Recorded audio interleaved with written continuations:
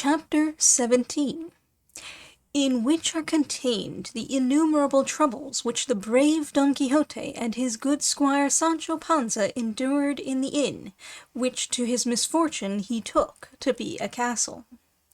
By this time Don Quixote had recovered from his swoon, and in the same tone of voice in which he had called to his squire the day before when he lay stretched in the vale of the stakes, he began calling to him now.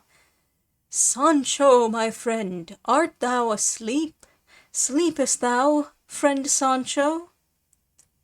"How can I sleep, curses on it," returned Sancho discontentedly and bitterly, "when it is plain that all the devils have been at me this night?" "Thou mayest well believe that," answered Don Quixote, "because either I know little, or this castle is enchanted, for thou must know, but this that I am now about to tell thee thou must swear to keep secret until after my death." "I swear it," answered Sancho. "I say so," continued Don Quixote, "because I hate taking away anyone's good name." "I say," replied Sancho, "that I swear to hold my tongue about it till the end of your worship's days, and God grant I may be able to let it out tomorrow." "Do I do thee such injuries, Sancho," said Don Quixote, "that thou wouldst see me dead so soon?" "It is not for that," replied Sancho, "but because I hate keeping things long, and I don't want them to grow rotten with me from overkeeping."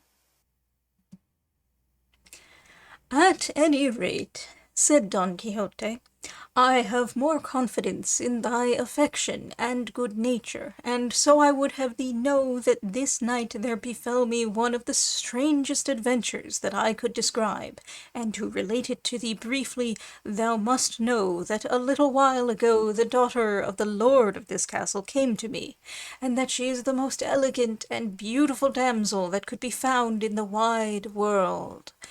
What I could tell thee of the charms of her person, of her lively wit, of other secret matters which, to preserve the fealty I owe to my lady Dulcinea del Toboso, I shall pass over unnoticed and in silence.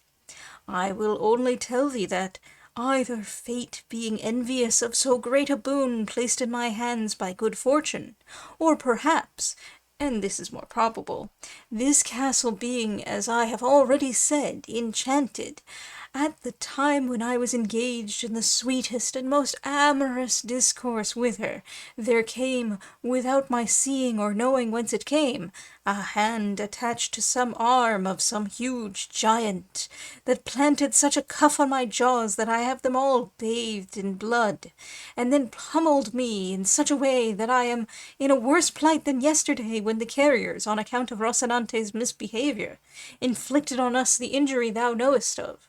Whence conjecture there must be some enchanted Moor guarding the treasure of this damsel's beauty, and that it is not for me." "Not for me either," said Sancho, "for more than 400 Moors have so thrashed me that the drubbing of the stakes was cakes and fancy bread to it. But tell me, señor, what do you call this excellent and rare adventure that has left us as we are left now? Though your worship was not so badly off, having in your arms that incomparable beauty you spoke of. But I, what did I have, except the heaviest wax I think I had in all my life? Unlucky me and the mother that bore me, for I am not a knight-errant and never expect to be one, and of all the mishaps the greater part falls to my share." "Then thou hast been thrashed too?" said Don Quixote. "Didn't I say so? Worse luck to my line," said Sancho. "Be not distressed, friend," said Don Quixote, "for I will now make the precious balsam with which we shall cure ourselves in the twinkling of an eye." By this time the quadrillero had succeeded in lighting the lamp, and came in to see the man that he thought he had been killed. And as Sancho caught sight of him at the door, seeing him coming in his shirt, with a cloth on his head and a lamp in his hand, and a very forbidding countenance, he said to his master, Señor, can it be that this is the enchanted Moor coming back to give us more castigation if there be anything still left in the ink bottle? It cannot be the Moor, answered Don Quixote, for those under enchantment do not let themselves be seen by anyone. If they don't let themselves be seen, they let themselves be felt, said Sancho. If not, let my shoulders speak to the point. Mine could speak too, said Don Quixote, but that is not a sufficient reason for believing that what we see is the enchanted Moor. The officer came up, and finding them engaged in such a peaceful conversation, stood amazed, though Don Quixote, to be sure, still lay on his back, unable to move from pure pummeling and plasters. The officer turned to him and said, "Well, how goes it, good man?" "I would speak more politely if I were you," replied Don Quixote. "It is the way of this country to address knights-errant in that style." "Is it the way of this country to address knights-errant in that style, you booby?" The cuadrillero, finding himself so disrespectfully treated by such a sorry-looking individual, lost his temper, and raising the lamp full of oil, smote Don Quixote such a blow with it on the head that he gave him a badly broken pate. Then, all being in darkness, he went out, and Sancho Panza said, "That is certainly the enchanted Moor, señor, and he keeps the treasure for others, and for us only the cuffs and lamp-wax." "That is the truth," answered Don Quixote, "and there is no use in troubling oneself about these matters of enchantment or being angry or vexed at them, for as they are invisible and visionary we shall find no one on whom to avenge ourselves, do what we may. Rise, Sancho, if thou canst, and call the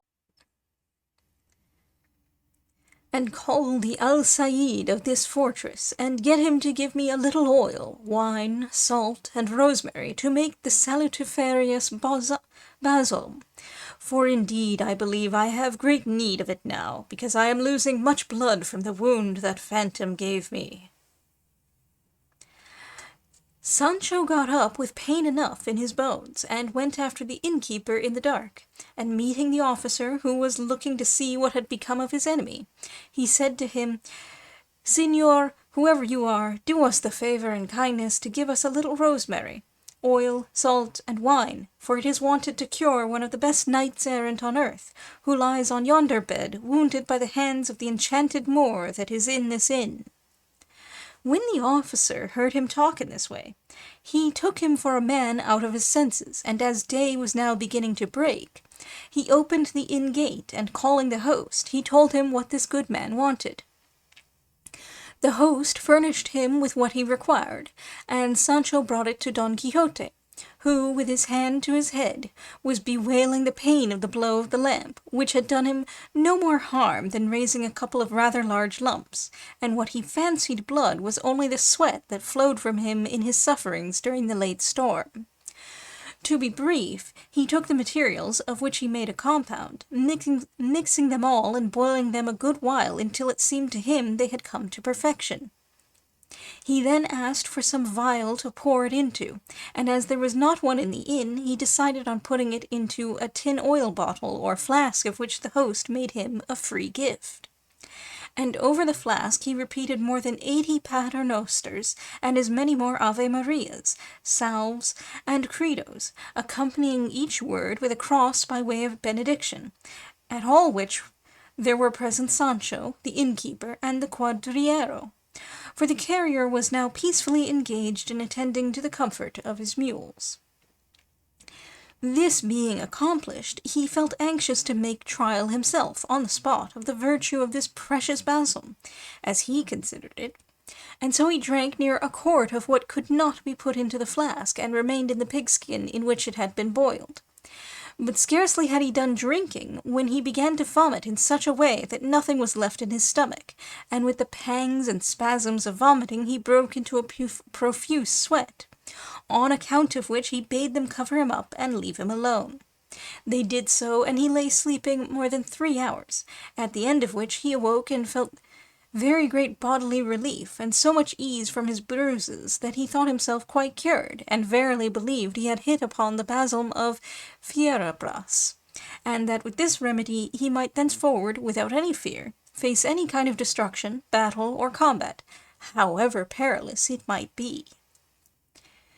Sancho Panza, who also regarded the amendment of his master as miraculous, begged him to give him what was left in the pigskin, which was no small quantity.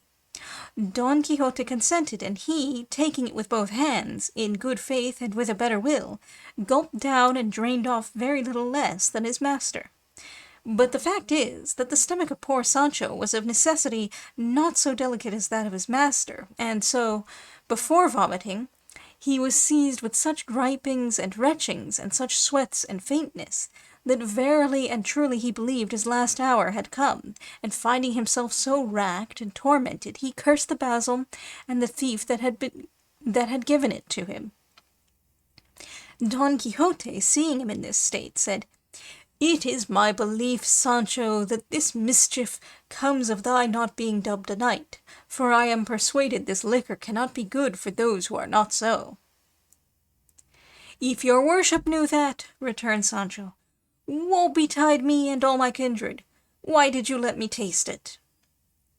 At this moment the draught took effect, and the poor squire began to discharge both ways at such a rate that the rush mat on which he had thrown himself and the canvas blanket he had covering him were fit for nothing afterwards.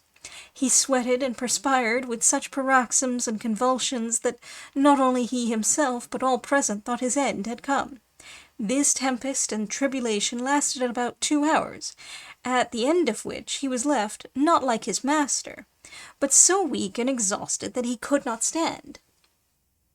Don Quixote, however, who, as has been said, felt himself relieved and well, was eager to take his departure at once in quest of adventures, as it seemed to him that all the time he loitered there was a fraud upon the world, and those in it who stood in need of his help and protection, all the more when he had the security and confidence his balsam afforded him, and so, urged by this impulse, he saddled Rocinante himself, and put the pack-saddle on his squire's beast, whom likewise he helped to dress and mount the ass, after which he mounted his horse, and turning to a corner of the inn, he laid hold of a pike that stood there, to serve him by way of a lance. All that were in the inn, who were more than 20 persons, stood watching him. The innkeeper's daughter was likewise observing him, and he, too, never took his eyes off her, and from time to time fetched a sigh that he seemed to pluck up from the depths of his bowels. But they all thought it must be from the pain he felt in his ribs. At any rate, they who had seen him plastered the night before thought so. As soon as they were both mounted at the gate of the inn, he called to the host and said in a very grave and measured voice, "Many and great are the favours, Signor Alcaide, that I have received in this castle of yours, and I remain under the deepest obligation to be grateful to you for them all the days of my life. If I can repay them in avenging you of any arrogant foe who may have wronged you, know that my calling is no other than to aid the weak, to avenge those who suffer wrong, and to chastise perfidy. Search your memory, and if you find anything of this kind, you need only tell me of it, and I promise you, by the order of knighthood which I have received, to procure you satisfaction and reparation to the utmost of your desire." The innkeeper replied to him with equal calmness, "Sir knight, I do not want your worship to avenge me of any wrong, because when any is done me I can take what vengeance seems good to me. The only thing I want is that you pay me the score that you have run up in the inn last night, as well as for the straw and barley for your 2 beasts, as for supper and beds." "Then this is an inn?" said Don Quixote. "And a very respectable one," said the innkeeper. "I have been under a mistake all this time," answered Don Quixote, "for in truth I thought it was a castle, and not a bad one. But since it appears that it is not a castle, but an inn, all that can be done now is that you should excuse the payment, for I cannot contravene the rule of knights-errant, of whom I know, as a fact, and up to the present I have read nothing to the contrary, that they never paid for lodging or anything else in the inn where they might be. For any hospitality that might be offered them is their due by law and right in return for the insufferable toil they endure in seeking adventures by night and by day, in summer and in winter, on foot and on horseback, in hunger and thirst, cold and heat, exposed to all the inclemencies of heaven and all the hardships of earth. I have little to do with that, replied the innkeeper. Pay me what you owe me, and let us have no more talk of chivalry, for all I care about is to get my money. You are a stupid, scurvy innkeeper, said Don Quixote, and putting spurs to Rocinante, and bringing his pike to the slope, he rode out of the inn before anyone could stop him, and pushed on some distance without looking to see if his squire was following him. The innkeeper, when he saw him go without paying him, ran to get payment of Sancho, who said that as his master would not pay, neither would he, because, being as he was squire to a knight-errant, the same rule and reason held good for him as for his master with regard to not paying anything in inns and hostelries. At this the innkeeper waxed very wroth, and threatened if he did not pay to compel him in a way that he would not like.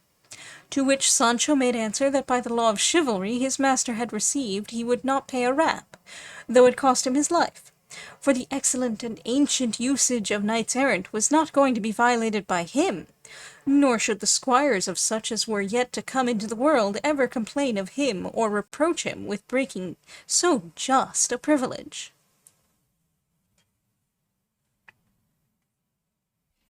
The ill luck of the unfortunate Sancho so ordered it that among the company in the inn there were 4 wool-carters from Segovia, 3 needle-makers from the colt of Cordova, and 2 lodgers from the fair of Seville.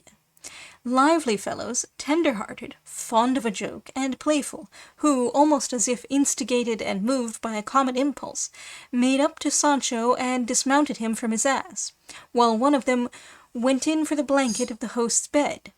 But on flinging him into it, they looked up, and seeing that the ceiling was somewhat lower than what they required for their work, they decided upon going out into the yard, which was bounded by the sky, and there, putting Sancho in the middle of the blanket, they began to raise him high, making sport with him as they would with a dog at Shrovetide.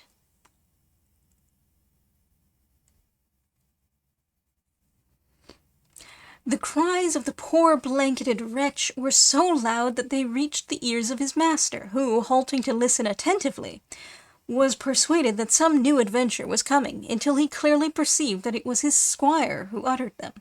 Wheeling about, he came up to the inn with a laborious gallop, and finding it shut, went round it to see if he could find some way of getting in. But as soon as he came to the wall of the yard, which was not very high, he discovered the game that was being played with his squire. He saw him rising and falling in the air with such grace and nimbleness that, had his rage allowed him, it is my belief he would have laughed. He tried to climb from his horse on to the top of the wall, but he was so bruised and battered that he could not even dismount.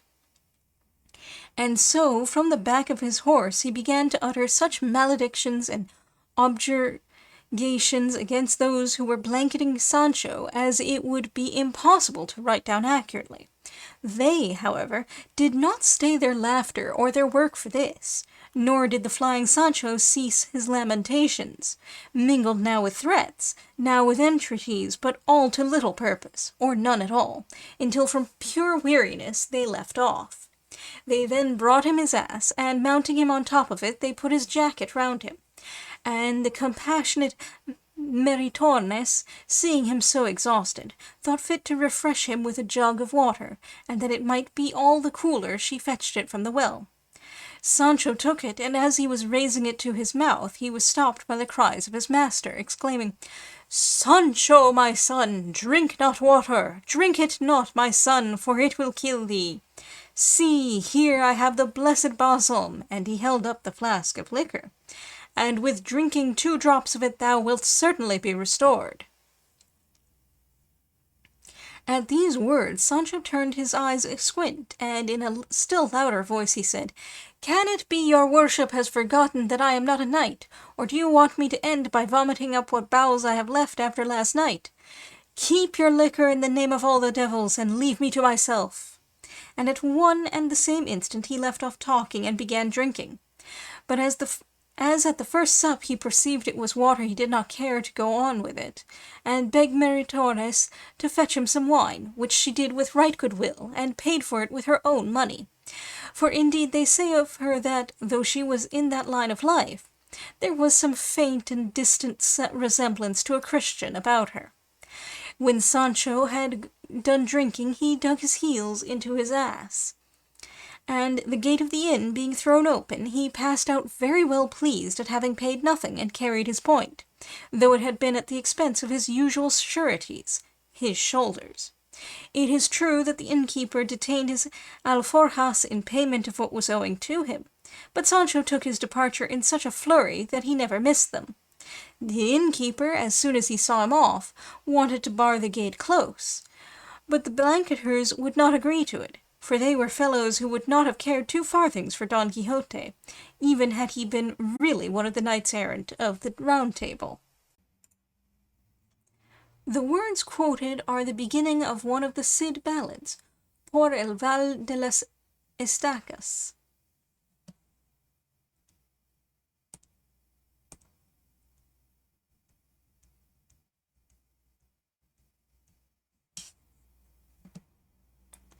Nevertheless, Orlando in the Morgante Maggiore is called upon to leave his horse in pledge for his reckoning.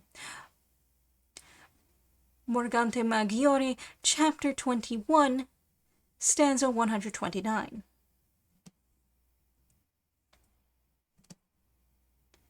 Cornado, a coin of infinitesimal value, about 1/6 of a maravedi.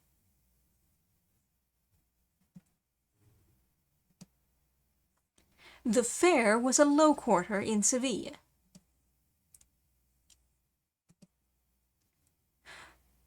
The room was high-roofed and fitted for their purpose. They began to blanket me and to toss me up in the air, as they used to do to dogs at Shrovetide. Alman's Guzman de Alfarache, Part 1, Book 3, Chapter 1, James Mabb's translation. As the first part of Guzman was published in 1599, it may have suggested the scene to Cervantes.